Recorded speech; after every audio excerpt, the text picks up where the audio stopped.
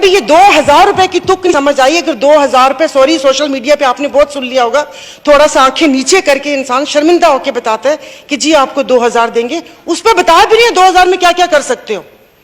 शुक्र है रवानी में कोई यूरोप का टूर या हज उमरा नहीं बीच में कर दिया।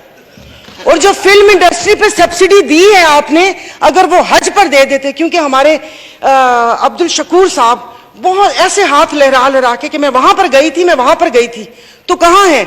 इतना साफ झूठ। यहां पर लोग वहां पर 9 लाख रुपए जमा करवा रहे हैं हज का, यहां पर आके कह रहे हैं कि वो मेरी वजह से उन्होंने पता नहीं 6 लाख या उतने कर दिया।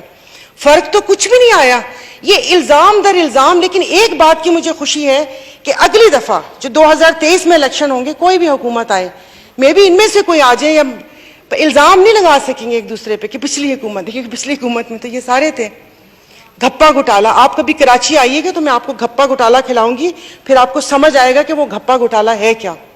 ये मतलब ये जो बजट है, अगर आप इसको गौर से देखें तो ये दरवाजे से दिया और खिड़की से वापस लिया, कान इधर से पकड़ा या उधर से पकड़ा, कुछ इस किस्म के फिगर्स में आपने अवाम को उलझाया हुआ है, बात कोई नहीं चल रही। IMF मुझे समझ नहीं आती, वो हमेशा गरीबों की चीजों पे कट क्यों लगाती है?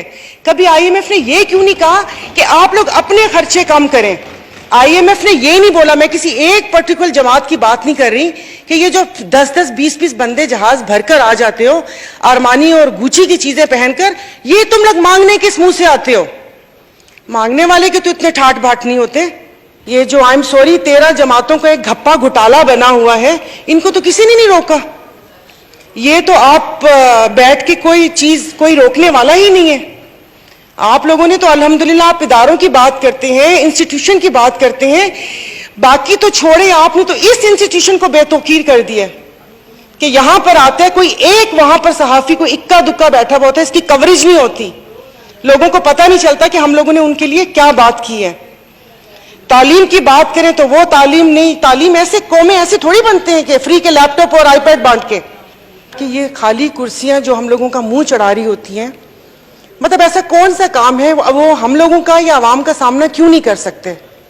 और ऐसा भी नहीं है कि वो इस बजट बनाने में मसरूफ हो, क्योंकि ये तो डिक्टेशन थी, ये तो एक स्क्रिप्ट था जो यहां पर आकर पढ़ा गया है।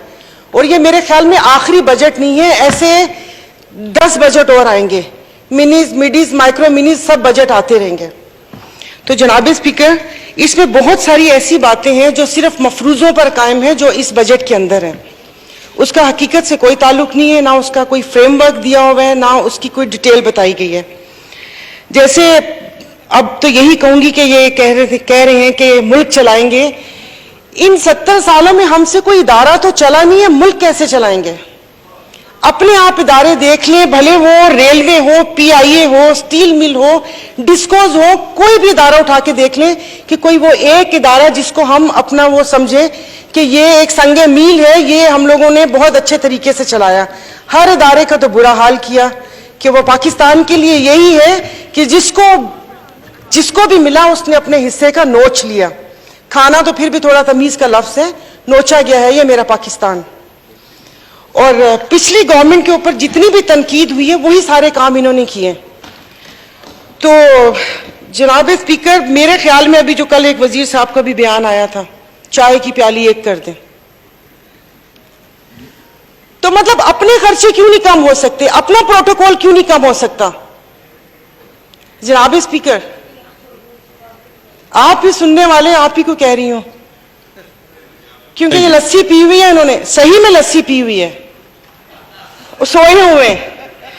तो क्योंकि ये जो वहां पर चीखते थे उस वक्त इतना शोर शराबा होता था, इतना शोर शराबा होता था, वो लगता है कि जैसे पता नहीं उनको कुछ अब समझ ही नहीं आ रही, कानों में रुई डाली हुई है या आई डोंट नो क्या किया हुआ इन्होंने।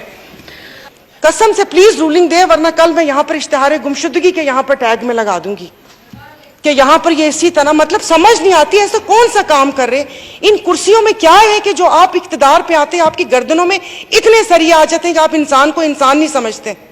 और समझ नहीं आती जो भी यहां पर बैठता है, ओ भाई तुम हमारे वोटों से बैठते हो, भले हम यहां पर हो या वहां पर हो, मैं भी उसी कतार में हूं। कल को ये मुझे वोट दे, मैं PM बन सकती हूँ, सब उस वोट पे बन सकते हैं। बन के फिर बात करते हैं जमहूरियत की, जमहूरियत को रोना रोते हैं। कौन सी जमहूरियत? इन पार्टी से पूछ ले, कभी इनसे पूछा है कि इस बंदे को वजीर बनाए कि ना बनाए? जो ज्यादा करीब और शाह के से ज्यादा जो शाह का वफादार होगा वही अगली चेयर्स पे होता है। तो फिर वो शाह को खुश करेगा कि आवाम को खुश करेगा? एंड में भाई अपने दिल पे मत लीजिएगा, पता नहीं किसने उठा के आवाम को 2 भूखे शेरों के आगे फेंक दिया कि चीर फाड़ कर लो इनका, अपने पे मत लीजिएगा। शुक्रिया जनाब स्पीकर।